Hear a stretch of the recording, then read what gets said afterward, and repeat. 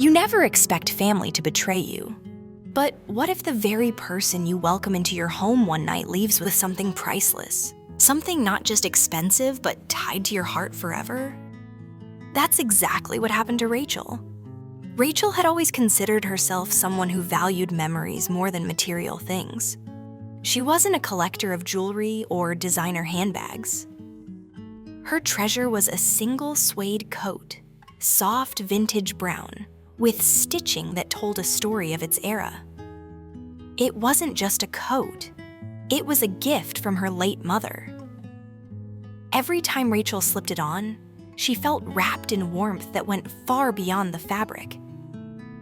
It was love, memory, and connection to the woman she'd lost too soon. But one day, that coat disappeared, and Rachel's world cracked in a way she never thought possible. It started innocently. Early summer, her mother-in-law, Patricia, came to stay with them for the weekend. Patricia wasn't cruel, but she had a way of leaving Rachel unsettled. Critical comments about decorations, offhand remarks about Rachel's choices. She always made herself comfortable in spaces that weren't hers. Rachel knew how Patricia could be. So before Patricia arrived, Rachel shifted a few things in her closet. She tucked away a decorative piece she knew Patricia disliked, hiding it behind her most beloved possession, her suede coat. She even smiled to herself, thinking, "I'll wear this coat when the weather turns cooler. I can't wait." Then she closed the door and never thought twice. Months passed. Summer faded. Autumn arrived with crisp air that begged for warm coats and scarves. One morning, Rachel went to her closet, humming, ready to pull out her mother's gift. But when she reached for it, there was nothing. The hanger was bare. At first, she laughed nervously. "I must have pushed it aside," she muttered, rummaging deeper. Then she pulled hangers left and right, searching the floor, scanning every corner. But the coat wasn't there. Her smile faded. She checked the guest room closet, the hall storage, even the laundry room. She turned the house upside down. But no coat. Rachel stood in the middle of her bedroom, breath shallow. She remembered exactly how she had touched that coat, how she had shifted it to hide the decorations. She remembered the feeling of anticipation, how she couldn't wait to wear it again. And now it was gone. A cold thought crept in. There had only been one outsider in their bedroom. Patricia. Rachel's hands trembled as she clutched her phone. She dialed her husband, Mark, while pacing the room. "Mark, the coat, my coat, it's gone. I've searched everywhere." Mark tried to stay calm. "Maybe you packed it away. Maybe it slipped somewhere." "No," Rachel snapped, frustration cracking her voice. "I remember putting it here. I didn't move it. Your mom was the only one in here besides me." Silence on the other end. Mark finally said, "I'll mention it casually. Don't worry." Casually. That word stung. Later that evening, Mark brought it up to his mother over the phone.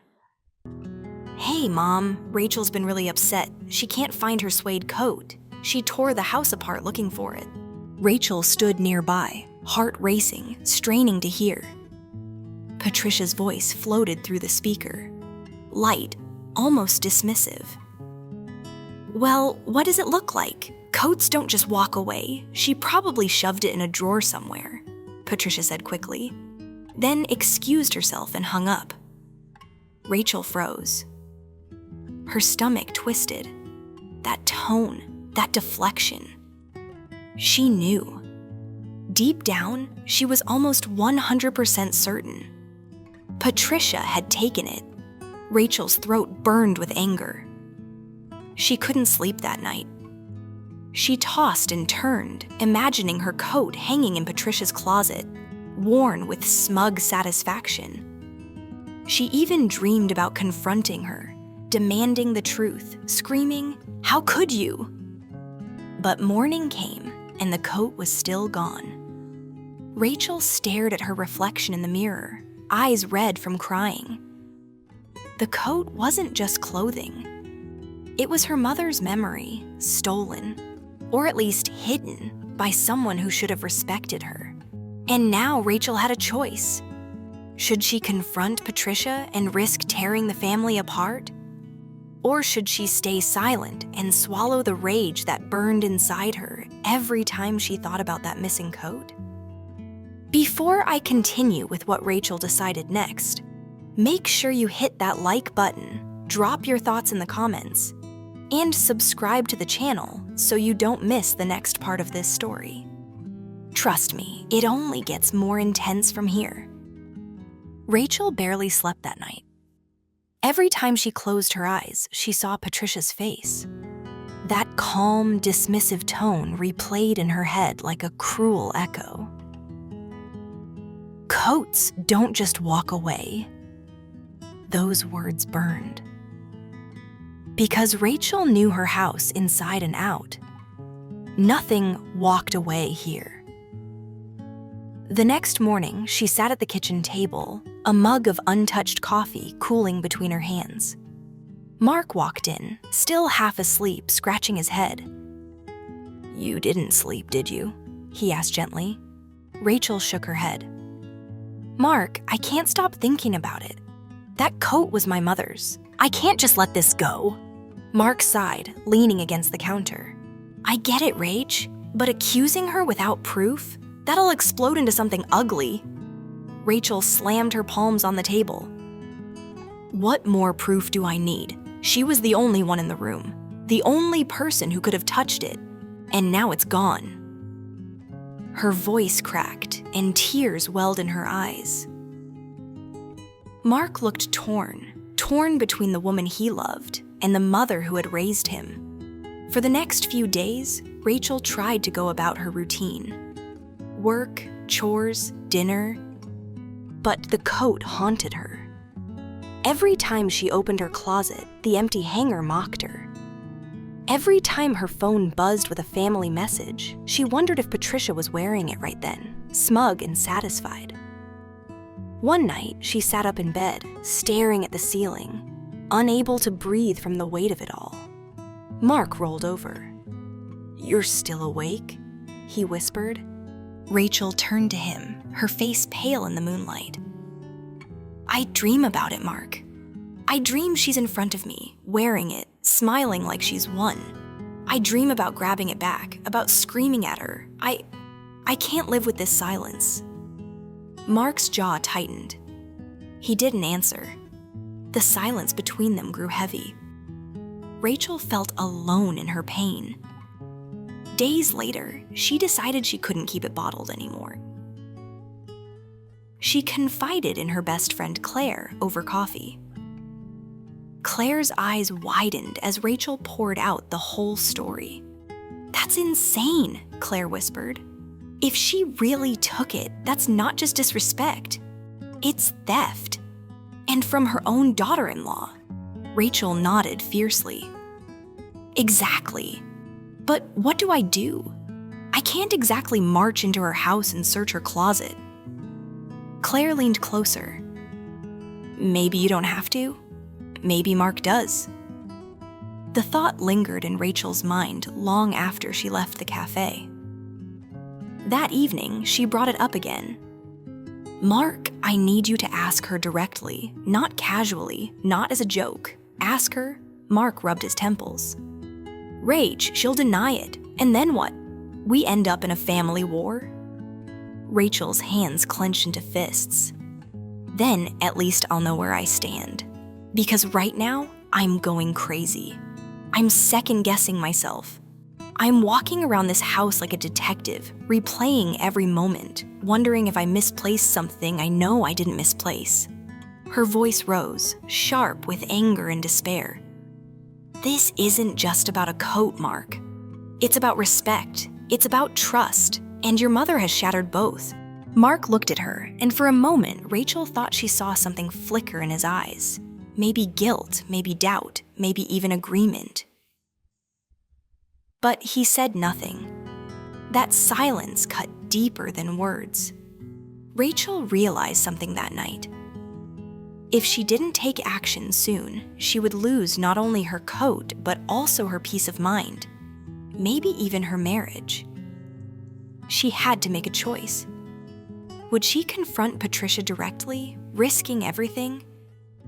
Or would she continue to suffer in silence, letting the coat's absence eat her alive? The tension was building.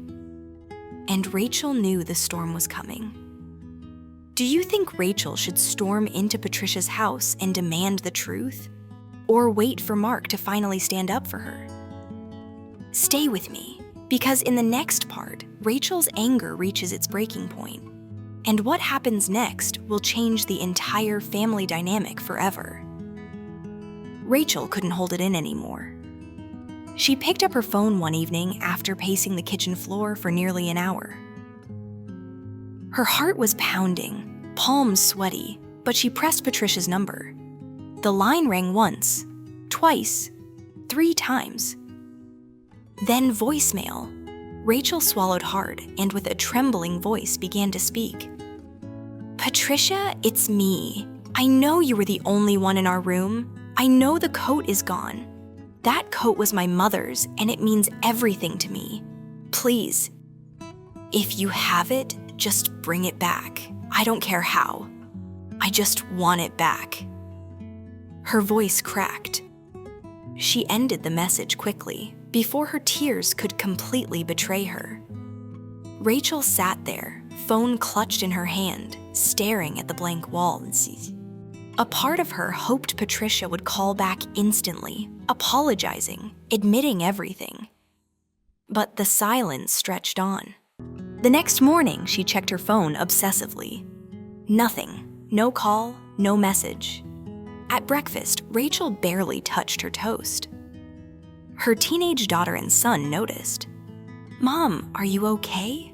her daughter asked gently. Rachel forced a smile, but her eyes betrayed her. Just tired. But later that day, Rachel confided in both kids. She told them the truth. The coat was gone. She suspected their grandmother. Their shocked expressions mirrored her own heartbreak. "Grandma? Really?" her son whispered. Rachel nodded. "I wish it wasn't true, but I can't explain it any other way, That night, Mark walked in from work, loosening his tie, finding Rachel sitting silently in the dark living room. The weight of unspoken words filled the air. Finally, she spoke. "Mark, I can't do this anymore. I left her a voicemail. She didn't respond, and I've decided I don't want her in this house again." Mark froze. His jaw tightened. "Rachel, that's my mother." Rachel's eyes blazed with tears and anger. "And this is my home, my sanctuary. She came here and violated that. She took from me something no one had the right to touch. I won't feel safe in my own home with her here again." Mark sat down heavily, rubbing his face. He looked torn in half, like a man pulled between 2 worlds. But Rachel stood firm. The next week was unbearable. Patricia continued as if nothing had happened. She called Mark occasionally, laughing, chatting, pretending all was normal. Rachel stayed in the background, listening, every word twisting her insides. She started dreaming about storming into Patricia's house, throwing open the closet doors, and finding her coat there. Vindication at last. She imagined grabbing it, clutching it to her chest, and walking out without a word. But dreams weren't reality. So Rachel made another decision. She told Mark plainly, "The next time you visit your mother, I'm coming too. And if I see that coat in her closet, I will take it back with my own hands." Mark's face went pale. "Rachel, please don't..." "I'm done waiting," she cut him off. "I need closure. I need the truth, or this will eat me alive." Her children overheard, their wide eyes watching her with fear and admiration. They'd never seen their mother so fierce, so determined. Rachel felt a fire inside her that she hadn't felt in years. The betrayal, the silence, the missing coat, it had all built up to this. The confrontation was inevitable. The only question was, would she find her coat? Or discover an even darker truth about her family? Before I reveal what happened when Rachel finally prepared to face Patricia, take a second to support this channel. Hit that like button, drop a comment about what you would do in Rachel's situation, and subscribe so you don't miss the next part. Things are about to explode. The day of the visit arrived with a heavy sky, clouds pressing down as if the world itself was holding its breath. Rachel sat in the passenger seat of the car, her hands gripping her knees, nails digging into her skin. Mark drove in silence, his jaw clenched tight. Neither spoke for most of the drive. Every mile brought them closer to Patricia's house, closer to a confrontation that could tear the family apart forever. When they pulled up to the small brick home, Rachel felt her stomach twist. Memories of past holidays, warm meals, and laughter in that very house clashed violently with the bitterness she felt now. Mark looked at her. "Please, don't start a war in there." Rachel's eyes met his. "If she's innocent, there's nothing to worry about. But if she has it, Mark, I'm taking it back." Inside, Patricia greeted them with her usual bright smile, though there was something guarded in her eyes. "Well, what a surprise," she chirped, hugging her son. She gave Rachel a polite nod, but Rachel swore she saw the woman stiffen ever so slightly. The air was thick, the kind of silence that carried unspoken truths. They sat in the living room, sipping tea that tasted bitter on Rachel's tongue. Finally, Rachel couldn't hold back. Her voice was calm, but laced with steel. "Patricia, I need to ask you something directly. My coat, the suede vintage one, the one from my mother, it disappeared the night you stayed at our house. Do you know where it is?" Mark flinched, his eyes darting between his wife and his mother. Patricia laughed lightly, but her voice trembled just a bit. "Rachel, coats don't just vanish. Maybe you misplaced it. Maybe it's in storage somewhere. You know how things go missing." Rachel leaned forward, her eyes sharp. "I tore my house apart. Every corner, every drawer. It's gone. And you were the only one in that room." Patricia's smile faltered. She set her teacup down, her fingers trembling slightly. Mark cleared his throat. "Mom, just be honest. If you know anything about it, now's the time." The silence stretched. A clock ticked on the wall, unbearably loud. Rachel's heart pounded in her chest. She felt it, the crack in Patricia's armor. Patricia stood abruptly, brushing her hands together. "Well, I have laundry to check on. Excuse me." She walked quickly toward the hallway. Rachel's instinct screamed. Without hesitation, she rose and followed. "Rachel," Mark hissed. But it was too late. Rachel marched straight to the bedroom at the end of the hall. She yanked open the closet door. Her breath caught. There it was, the coat, her mother's coat, hanging neatly on a hanger, as if it had always belonged there. Rachel's knees nearly gave way. She reached out, touching the soft suede, her chest tightening with a mix of rage and relief. Patricia's voice snapped from behind her, sharp and defensive. "How dare you go through my things? Rachel turned, clutching the coat to her chest. How dare I? How dare you? This was my mother's. You stole it from me. Patricia's mask cracked, her face contorting with anger. You don't deserve it. You don't even appreciate what you have. Everything you own, you treat carelessly. I was giving it a proper home. Rachel's vision blurred with tears. That coat wasn't just fabric. It was love, memory, a piece of my mom I'll never get back. And you, her voice broke. You ripped it away from me. Mark stood frozen in the doorway, horror on his face.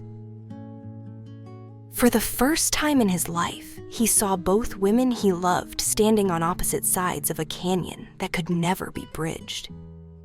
Rachel shoved past Patricia, clutching the coat. She stormed down the hall, her chest heaving, heart shattering.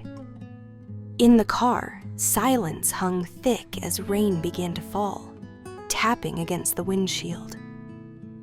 Rachel held the coat in her lap, stroking it like a wounded child. Mark finally whispered, his voice low and broken. I don't know what to say. Rachel turned to him, her eyes burning. Say nothing. Just remember what you saw. And understand this, she will never step foot in our home again. The storm outside mirrored the one inside Rachel's chest. But the real storm was still to come. Because Patricia wasn't about to let this go quietly. The drive home felt endless. Rachel clutched the coat in silence, every beat of her heart echoing like thunder in her chest. Mark drove with his eyes fixed straight ahead, his knuckles white against the steering wheel.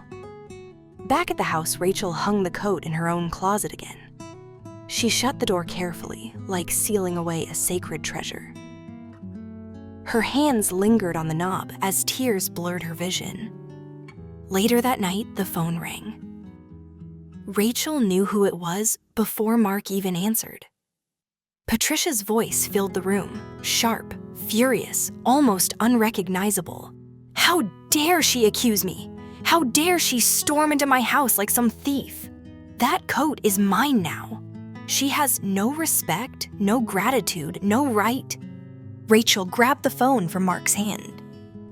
Her voice was steady, icy. Patricia, listen to me carefully. You crossed a line that can never be uncrossed. That coat was a gift from my mother. It wasn't just clothing. It was the last piece of her I had. You took it from me and you lied about it. I will never forget this. And I will never forgive it. The silence on the other end was deafening. Then Patricia hissed, "You'll regret this." And the line went dead. Rachel stood there trembling, the phone still in her hand.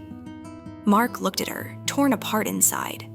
But Rachel knew what had to be done. She turned to him and said, "Mark, I won't stop you from seeing your mother. She's your family, but she will never be welcome in this house again. Not after this. Not after betraying me." Mark's eyes filled with tears. He nodded slowly, realizing the weight of her words. A marriage could survive tension, arguments, even loss, but not without trust. And Rachel had drawn her line in the sand. The following days were painful. Patricia called Mark constantly, begging, blaming, twisting the story to make herself the victim. Rachel refused to engage. Instead, she poured her energy into her children, making sure they saw her strength instead of her pain. They deserved a mother who protected them, who showed them that boundaries mattered. One evening, Rachel sat with her daughter in the living room. The girl touched the coat gently, whispering, "Grandma was wrong. This belongs to us. To you." Rachel hugged her daughter tightly, feeling a bittersweet warmth spread through her chest. For the first time in weeks, she allowed herself to breathe. That night, Rachel dreamed not of confrontation, but of her mother. smiling, radiant, wrapping her in a warm embrace. The coat was there too, draped over Rachel's shoulders like armor. When she woke, she realized something powerful. The coat wasn't just about loss. It was about resilience, about standing up when someone tried to steal more than fabric, when they tried to steal dignity, peace, and memory. And Rachel had won. She hadn't just reclaimed the coat. She had reclaimed her voice. From that day forward, Patricia was a ghost of the past, spoken of only when necessary, no longer a shadow in Rachel's home. Rachel stood taller, prouder, stronger.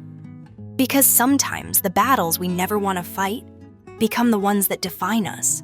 So if you've ever had someone cross your boundaries, remember Rachel's story. Stand firm, protect what matters, and never let anyone take away the things that hold your heart. And before you go, if this story kept you hooked, make sure to hit that like button, subscribe to the channel, and drop a comment sharing what you would have done in Rachel's shoes. Your support helps us keep bringing these powerful stories to life.